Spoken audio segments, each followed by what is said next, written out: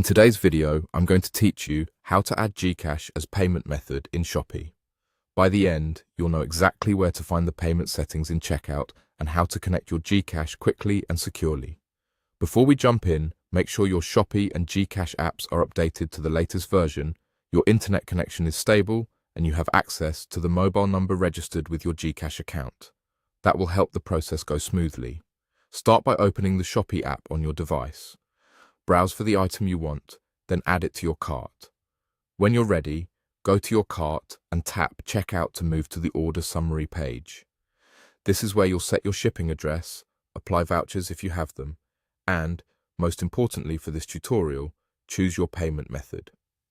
On the checkout page, scroll down until you see Payment Method.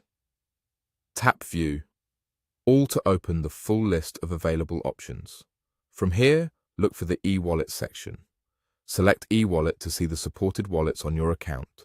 Find and tap GCash. As soon as you choose GCash, Shopee will automatically redirect you to a secure GCash page.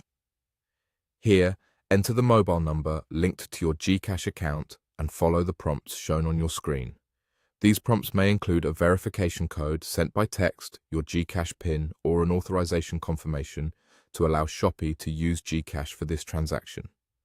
Keep the app open and complete each step as it appears. Don't switch apps or lock your phone until the process finishes. Once you've confirmed in GCash, you'll be redirected back to Shopee. You should now see GCash listed as your selected payment method in the checkout summary.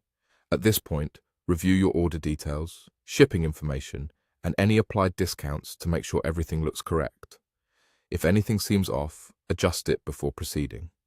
A few quick tips if you run into issues. If GCash doesn't appear under e-wallet, update both apps and try again. If the redirect takes too long, check your data or Wi-Fi and retry.